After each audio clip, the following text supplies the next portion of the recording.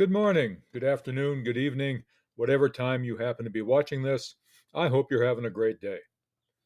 Today, I want to take a look at another section of the cold dish. We're getting towards the end, and I want to talk about times when the author may be wrong about what he or she thinks about his or her book, and again, some other stuff that is particular to the cold dish.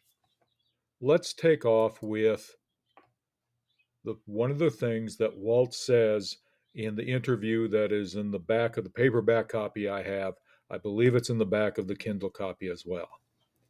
Walt says, I try to convey that in the way most of Walt's safety net is female, and there's hardly anything men take for granted as much as female support. Now, I'm not going to argue with the highlighted section. I think that that is absolutely correct. Craig Johnson is spot on. There's hardly anything men take for granted as much as female support. There's no problem with that. The question I have, though, is about the term safety net. Is moral compass the same as safety net? Ruby is Walt's moral compass. There's no if, ands, and buts about that. Ruby is Walt's moral compass. She is the one who gets on him when he punches the Turk in the nose. She is the one who tries to remind him to do the right thing.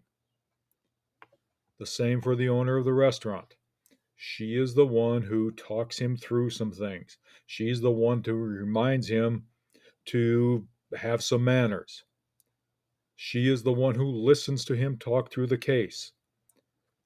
And she's the one who reminds him about some of the things that happened to Vonnie. All of that said, I'm not sure that moral compass is the same as safety net. When I think about safety net, I think about the things that people turn to when they need help. And so, who does Walt turn to when he really needs help? Almost every time, the answer to that seems to be Henry. The second thing, who is the one who absolutely gets him out of his depression when you get to the end of the novel? If you haven't gotten to the end yet, I don't think I'm doing any spoilers. All right. Henry is the one who shows up. In fact, Henry is the one who shows up at the beginning of the novel as well and cooks and does other things to try to line him up for the date and do all of those other things. Who gets him out of his depression at the end? And I would argue that the phone calls he receives, the efforts he makes to kind of reach out and assure a couple of people that he's kind of all right, but avoiding contact with them and just leaving voicemails don't really get him out of his depression at the end. And I think it's important here to look at how that happens. Then the other thing Johnson says at the end of the book here is in that interview, I approach poetry and spirituality like nitroglycerin. A little can do a lot, and you damn well better be careful with it. I am not going to argue that a little can do a lot. I think that Johnson is spot on. The question I have was, did he do only a little? And more importantly, was he careful with it? I will argue that the answer to was he careful with it is probably yes. I think he was very careful with it, with one exception. And I'll get to that in a second. But a little, I think, is really questionable. We have the direct statements. I've referenced this before. I sometimes forgot how spiritual Henry was. Walt himself isn't spiritual, but Henry is. And then there are the feathers that are parts of the spirituality that keep coming back several times throughout the book, not just when Henry's talking about them. And there's the real feathers versus the fake feathers, the real spirituality versus the fake spirituality. Again, I think Johnson is careful with that. He is not preachy. I don't think he goes into stereotypes, but it's more than a little, I think. There are the drums. I've mentioned those in the last class period. As people are getting to the end of the novel, those drums come into play again and again. There are the ghosts. Those ghosts are linked to the haunted rifle. And here's where I think it goes overboard just a little bit. You have the pool shark who sees the ghosts in the rifle or knows that the rifle is haunted, who kind of is all over Henry for, having that rifle out and doing all of the things, giving it to Walt. And then you have Lonnie and Lonnie's message of the old Cheyenne and how the old Cheyenne want to keep Walt alive, on and on and on.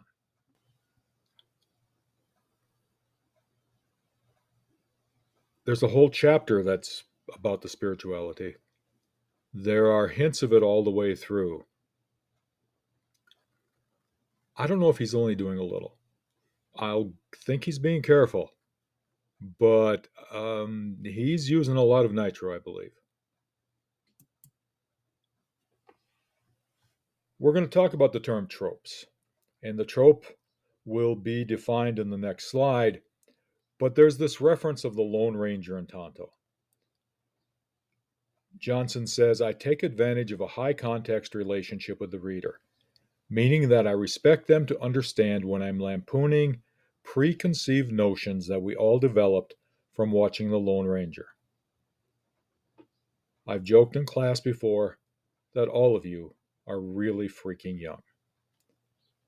And some of you may be familiar with the recent, and by recent I'm talking 5-6 years ago, Lone Ranger movie that was itself, I believe, a lampoon of the concept of the Lone Ranger. But I don't think any of you have the vision of the Lone Ranger and Tonto from the black and white that I have growing up, that Johnson obviously has growing up. The short, kind of guttural grunts that the actor playing Tonto would give, the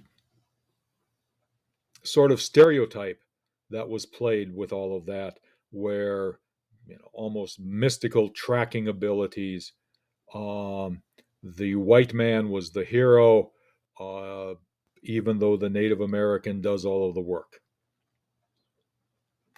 I think that the relationship between Henry and Walt certainly veers a long way away from that. There is no Kimosabi, which I don't know if anybody really knows what the word means, and what allegedly it meant in the series of the Lone Ranger. Perhaps it's more of an insult than it meant trusted friend or whatever in the series of the Lone Ranger. The idea of the Lone Ranger Tonto relationship, I think, is dated. I think Johnson avoids it. I think Henry is as much an equal and perhaps a superior character in some ways to Walt.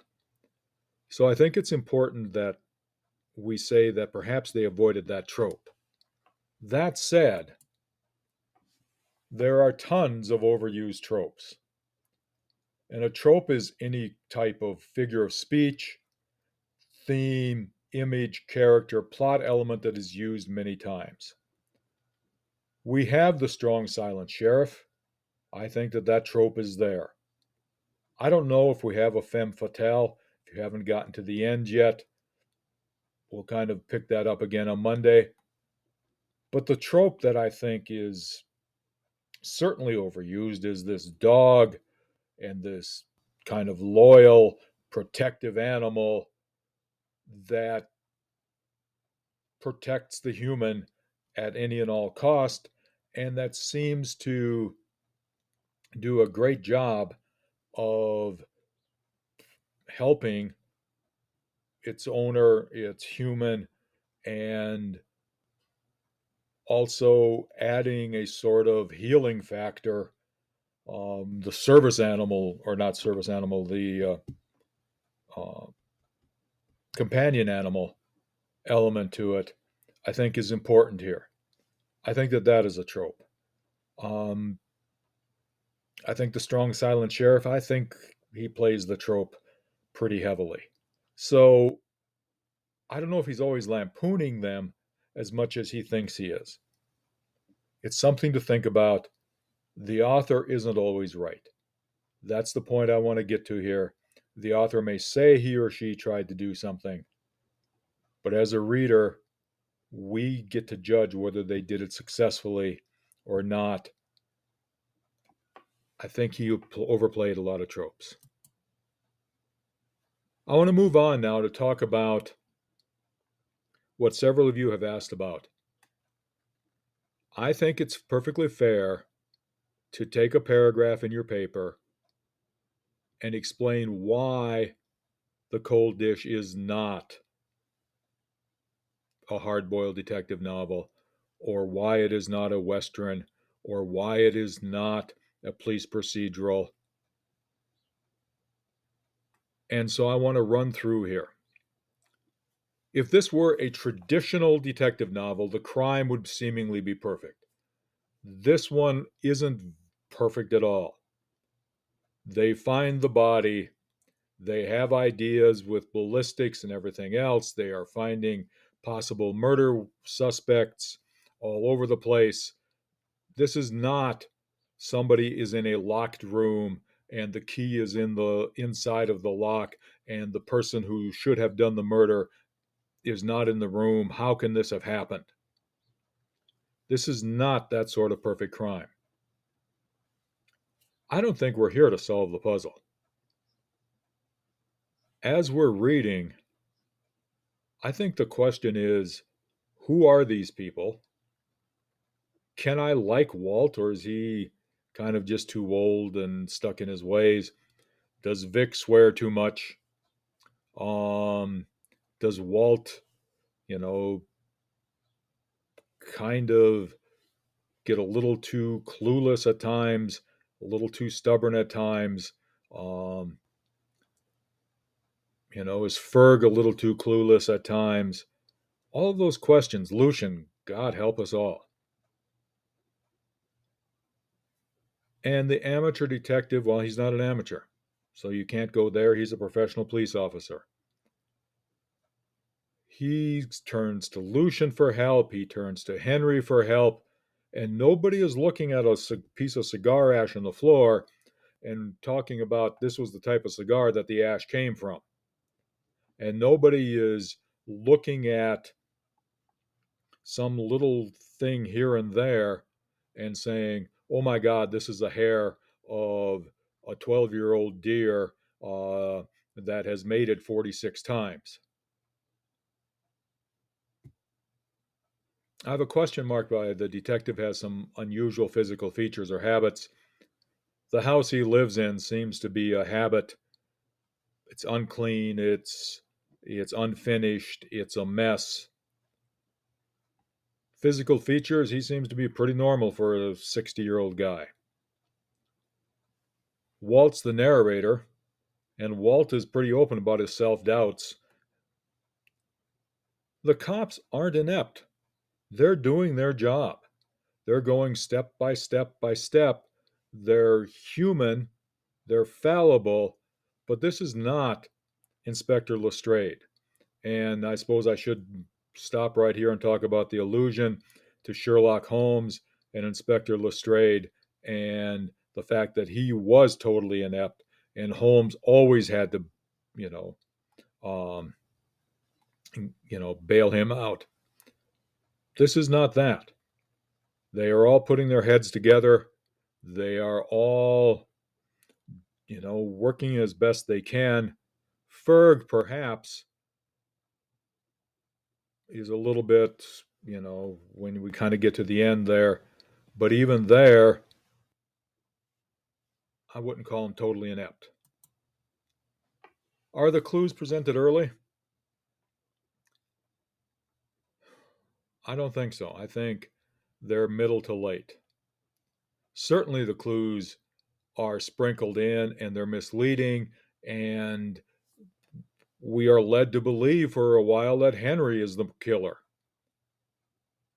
And Walt, I think, in the back of his mind, makes the false accusation. Even if he doesn't make it, out front, there are some false accusations, but Walt certainly tells us the truth. But those three things aren't enough. Those three things aren't enough.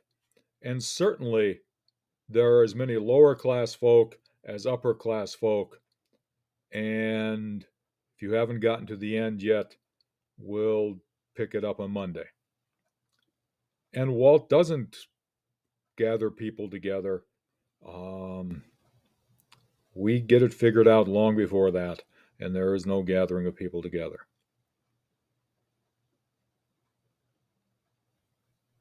I think the last thing I want to deal with here, I'm sorry, there's one more thing. I do love the sense of place. And it strikes me that this sentence on page 300 from the book is the perfect description of winter in Wyoming and the Dakotas. In its usual perverse manner, the sun had decided to come out and cast a glare without providing any heat. It might get warmer by the end of the afternoon, but for now it was just plain cold. Bright sun, no heat, just plain cold. It strikes me that the winter in Wyoming and the Dakotas, this is the perfect quotation for that. And the names on the quiz. I believe that for the most part, these are the most memorable characters. These are the most important characters. Walt is the protagonist. Henry and Vic, I think, are the support system. Lucian is, I just think, somewhat memorable. Lonnie is certainly memorable. Ferg, I think, plays an important role in a couple of spots. Vonnie is there, and George Esper provides what I would call tragic comedy relief. That's going to wrap it up for today. Hope everyone has a good day. Hope to see you all in the next class period.